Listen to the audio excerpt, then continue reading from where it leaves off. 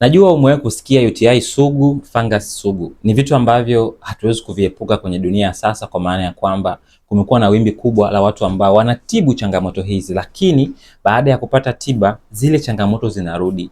Zile dalili zinarejea tena baada ya muda fulani. Sasa leo nitakwambia kwa nini huwa zinarejea, nitakwambia nini ufanye ili kutibu changamoto hizi na zisirejee.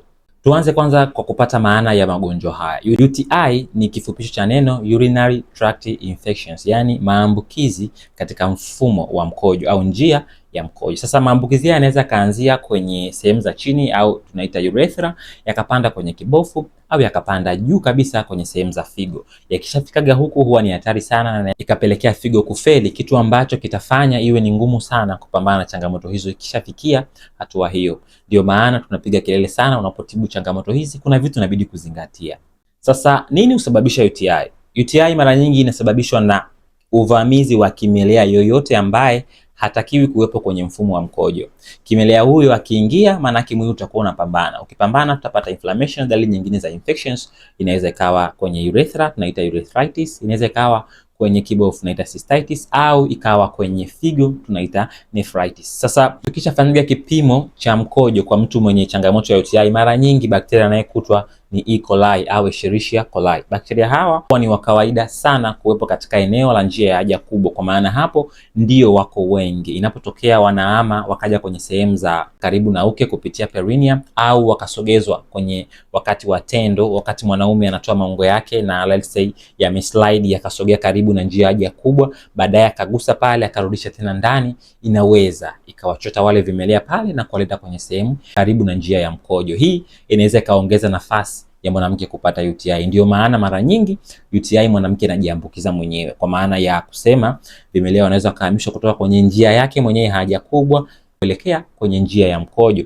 Mara nyingine wanajiambukiza wenyewe kwa maana ya jinsi wanavyojisafisha. Let's say anatoa mkono nyuma kuleta mbele, au hata kama anatoa mkono mbele kupeleka nyuma, bado akawa anafanya cycles au anarudia kwa namna ambayo inatoa wale vimelea kutoa sehemu hiyo kuwapeleka kwenye njia ya mfumo wa mkojo. Na kwa nini mwanamke inakuwa ni rahisi sana yeye kupata changamoto hizi za UTI na si mwanaume? Na mara nyingine hata mwanaume akipata anakuwa hana dalili, ila akimwambukiza mwanamke anapata dalili. Unadhani ni kwa nini? Sababu kubwa huwa ni issue mbili. Kwanza ni ukaribu wa sehemu hizi, njia ya haja kubwa na sehemu ya uke ambayo ni karibu na njia ya mkojo zipo karibu, lakini vile vile njia ya mkojo kwa maana kutoka kwenye kibofu mpaka kufika sehemu ilipofungukia urethra ipo kwa ufupi sana. Safari inakuwa fupi kwa kiumbe huyu kusafiri kuleta madhara, tofauti na kwa mwanaume ambaye urethra yake ni almost sentimita 20.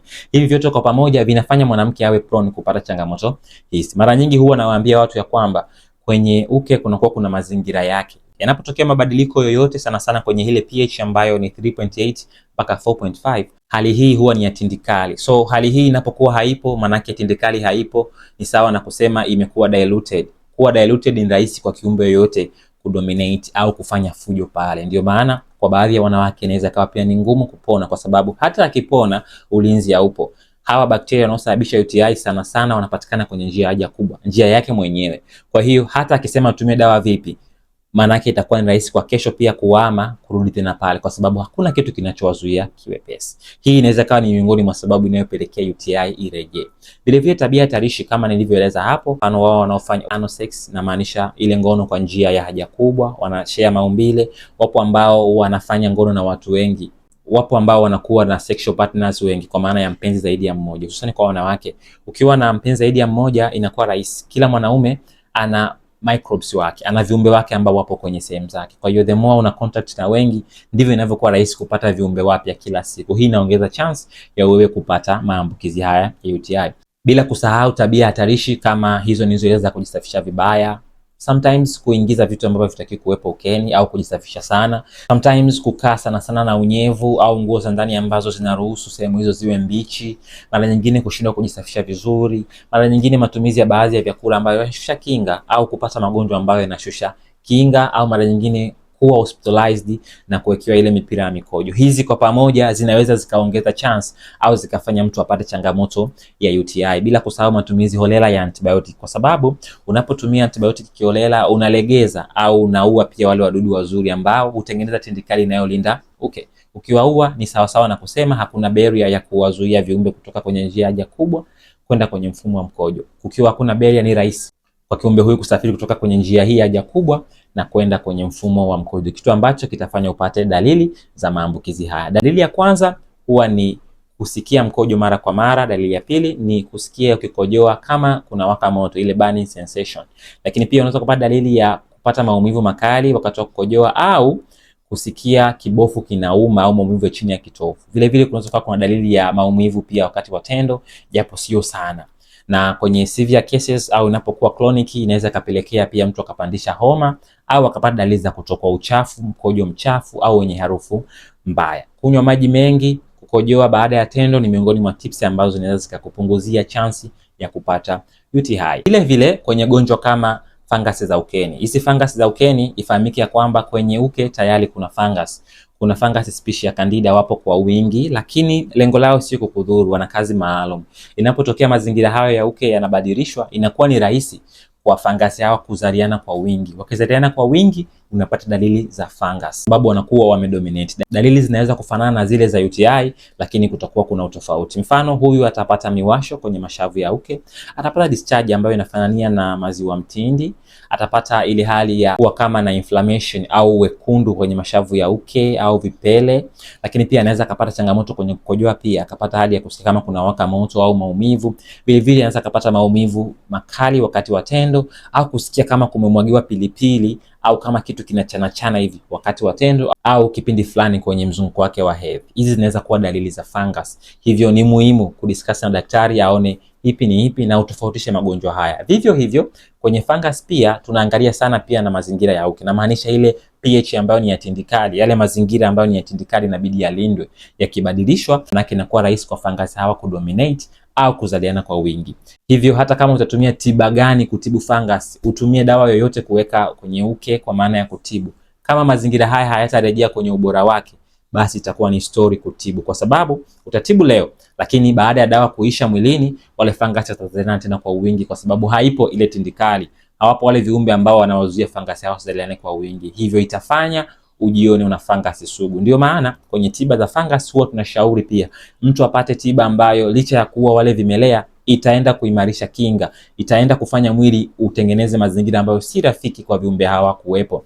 Na mara nyingine pia hormones zinaweza kuchangia sehemu kubwa, kwa hiyo ni pamoja na kufavor au kuleta mazingira ambayo ni rafiki kwa fungus hawa kukua. Kwa hiyo mwanamke mwenye changamoto ya hormone anaweza akapata ugumu sana pia kutibu fungus. Kwa nini? Kwa sababu mfano homoni ya estrogen, homoni hii inapokuwa nyingi inaweza kutengeneza mazingira ambayo yataruhusu glycogen iwe nyingi kwenye zile kuta za uke. Ikiwa nyingi glycogen, hiki ni chakula cha hawa fungus. Kwa hiyo just imagine, sasa hivi wanakuwa hawazuiliwi, sasa hivi wanakuwa na msosi huko pale pale, kwa hiyo watazaliana kwa wingi zaidi. Ndio maana kuna muda tunatakiwa kuangalia kwamba homoni ziko sawa au haziko sawa. Je, huyu mtu tumeshamtibu, amekaa mbali na zile risk factor, yale mazingira ambayo mpelekea fungus, ikiwa ni pamoja na kujisafisha kwa kuingiza vidore mazingira au muda wowote, kabla, baada ya tendo, wakati wa hedhi au wakati wowote ule. Je, anatumia sabuni ambayo inaingia mpaka huko? Anatumia vipodozi au fragrance yoyote kwenye mazingira hayo? Anavaa chupi ambazo si za pamba? Je, anakuwa anaruhusu unyevu hudumu katika eneo hilo kwa namna ambavyo labda akitoka maliwato au anatunza unyevunyevu hapo? Je, anatumia antibiotic kiholela? Hizi tabia lazima ziangaliwe na mwanamke awe nazo mbali kipindi anafanya tiba hii. Ndio maana kwenye programu zetu tunamsimamia mtu kwa kumpa muongozo ambao utamsaidia yeye kuweza kutrack au kufuatilia nini kilisababisha na afanye nini ili aweze kupona. Na mara nyingine changamoto kama hizi huwa zinakuwepo pamoja na changamoto nyingi. Mfano, mwanamke ambaye anasumbuliwa sana sana na fungus, ni rahisi kukuta pia na changamoto ya kuambiwa kwamba ni mpana au kumaanisha uke wake ni mpana, kwa sababu unavyokuwa na fungus haziponi, ni rahisi kukuta mwanamke huyu ana changamoto ya hormone. Ikumbukwe kuna hormone inaitwa estrogen, kuna hormone inaitwa progesterone. Hormone hizi zinapovurugika ndizo ambazo zinatengeneza uasilia wa kuvutika na kuwamba, kubana na kule kuvutika, au wanaume wanaita mnato, kwenye njia hii ya uzazi wa mwanamke. Ndio maana mwanamke baada ya kujifungua kwenye wiki za awali akikutana na mwanaume atamwambia wewe ni mpana. Si kwa maana mtoto amepita amepaacha papana, no. Kwa sababu mtoto atakishapita uke una tabia kurudi kwenye njia yake ya asili. Hivyo inapotokea changamoto ya hormone ni ngumu uke kurejea kabisa na kubana mpaka pale hormone zitakapo kwa sawa. Ndio maana kwenye matibabu ambayo tunampa mwanamke kipindi anatakiwa kurudisha sehemu yake kubana au kurudi katika njia ya kawaida, huwa tuna enhance pia kurekebisha hormone, kwa sababu Hormone ndizo zinazo provide elasticity, zinazo provide ule mnato pamoja na ute ambao ni sahihi kwa mazingira ya tishu za uke. Usipofanya hivi, maana yake utabakia na changamoto hiyo ya uke kuwa mpana, au utaambiwa unatoa sauti kwa maana ya kujamba, au kitaalamu tunaita queefing. Mara nyingine utaambiwa una mwanaume kukutana na wewe anasikia miwasho au kuna maji yanatoka ambayo yanafanania na maji ya mchele. Mara nyingine utapitia mwenyewe miwasho na dalili nyingine. Kwa pamoja matatizo haya huwa yanaungana na kufanya mwanamke ateseke sana, kitu ambacho kitamuondolea confidence na kumfanya akate tamaa.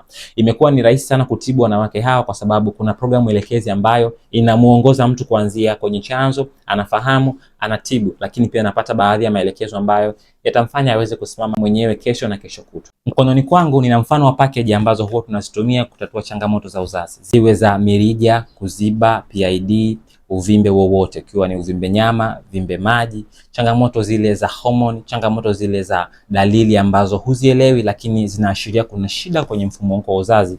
Basi tunazo package ambazo ni salama kwa matumizi yako na kukupa suluhisho la kudumu. Ni muhimu kufika ofisini kuzungumza na daktari ajue package hipi inakufaa ili upate suluhisho. Lakini kama upo sehemu ambayo hauwezi kufika ofisini, pia tunayo huduma ya delivery ambayo dawa itakufuata popote ulipo. Unachotakiwa kufanya ni kutuma address kabla ya kujisajili na huduma zetu ili dawa ifike ndani na nje ya nchi. Kwa nje ya nchi tunatumia kampuni ya DHL, kwa ndani basi tunafanya delivery kwa kutumia bodaboda kwa watu ambao wako Dar es Salaam, lakini kwa mikoani tunatumia mabasi, usafiri maalum ambao utarahisisha dawa kukufikia mahala ulipo. Ni muda sasa wa kutibu changamoto zako, kwa sababu package hii inakuja ikiwa imekamilika, inakupa nafasi ya wewe kutatua hizo changamoto ambazo zimefanya uone kwamba hauna tumaini tena la kurejesha furaha yako. Kama na wewe unapitia changamoto hii, ni muda sahihi wa kuwasiliana nasi kwenye namba unazoziona kwenye skrini yako. Share makala hii na rafiki yako naye ajifunze. Hii ni Swahili Medics, jitambue, jitibu, jiamini.